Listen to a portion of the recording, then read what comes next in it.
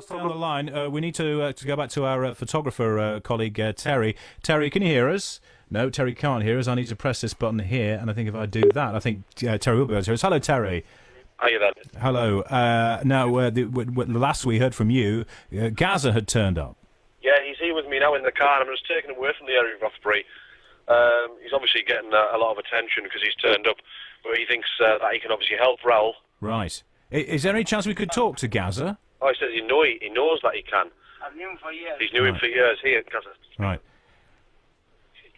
Can I call you back in 1 minute? Right. Hello. Hello, Right, Paul. Paul. He's just... hang on, he wants to speak to you now. He wants to talk to us now. Yeah. Paul, I'll get you a cigarette. Here. I've got him. Just tell him I'm paying with my ribs. I'll call back 1 minute. I'll speak to him. Keep on the phone. He's just lighting a cigarette up, and he's going to talk to you. Okay, fine. Well, that's good. I'd imagine a lot of interest in Gazza and what he might be able to help with. Yeah, apparently he knows Raoul, and he's come to offer his help. He was a doorman in Newcastle, he's telling me. I knew him for years. And he's knew him for years. Oh, right, okay. So Gazza thinks he can actually be of assistance. What sort of assistance does he want to help? What help does he want to give? Okay, here he is. He's coming on live. Okay. Gazza? Right, Paul. What's this going live? What? Gazza? This live what? Gazza, hello. Gazza. Hello, Paul. Hello. Hello, Paul. You're live on Real Radio. Wait, I get trying the volume turned up. Can you hear us okay, Paul? Yeah, hang on. There you go. Right. Hello, Paul. Yeah, hello. Paul, good evening. You're live on Real Radio. I just wonder, tell us about Raoul Moat, the Raoul Moat you know. Raoul Moat, I knew him years ago. He used to be a bouncer at Newcastle. I've knew him a lot of years since I was a young kid when I played for Newcastle. He was like a gentleman. Someone must have wound him up or done something, right?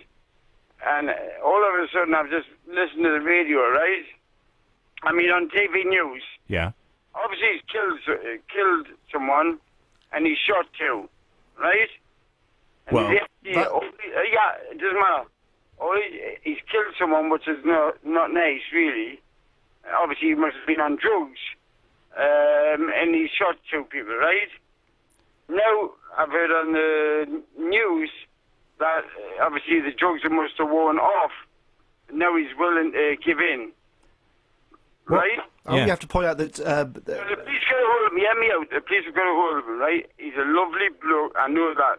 So, at the end of the day, I think he's frightened in case he'll put his gun down. I know for a fact he will.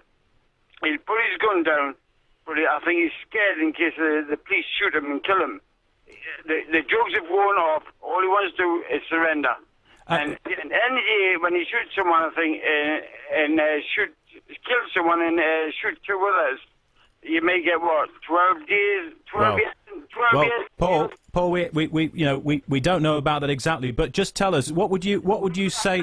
12 years, good behaviour, 6 years, then he's out. I know he's a good lad. Well, what would you say? What would you if you could hear a message from you, Gazza? What would you say to him tonight? Well, I think if the police got hold of him, listen, I drove from Newcastle in a taxi to Rothbury, cost a lot of money. I brought a dressing gown for him, a big jacket. I brought some chicken, some bread. I know you're going to laugh at this one. I brought him a can of lager. I brought him a fishing rod, because I heard he was at the river, and I brought a fishing rod, so we can fish together. I'll have a chat with him. Give him a bit of, just talk to him, because I think I'm the only man. I think I can help him through this, because I've been through it. So, Gazza, are you going to go to the police and say, look, please, let me help you here. I know Raoul Moat. I can help you negotiate. I can help you sort the situation out. I've just spoke to the police. What do they say, Gazza? Well, tell you, it was next to his taking photos, and the police went, I'm going to be in the papers tomorrow. I went, listen, I says, I know the guy, he's a nice guy. I says, he said, I want to go through where I had everything coned off. Yeah. I wanted to get through there, but the police wouldn't let us. So that was a waste of time saying, I knew him, because he would be frightened in case he might shoot me, you know? But I know him, he will not shoot me. Well, it's a dangerous situation, though, Gazza, isn't it? I'm not scared of it. Hey, listen, I've just been in a car crash, hit a wall at 90 miles an hour. I survived that. I'm sure I can survive a bullet. No, may look, he'll probably miss. So what you're saying is you want to go in there, you want to help negotiate. I'm trying to find out where he is, where the police know him. I've got a jacket, I've got a dressing gown, I've got some chicken, I've got some bread, I've got a can of lager, I've got a fishing rod. I've got my fishing rod, and I'm willing to sit down and just shout, Modi, it's Gazza. Just all I want to shout is, Modi, it's Gazza, where are you? And I guarantee he will shout his name out. I'm here. And me and him could sit and chat, have a little bit of fishing, and all I'll tell him is, yeah, Modi, listen. And you think you could sort it out? So if you like a sort of man-to-man chat with him, two pals on the riverbank.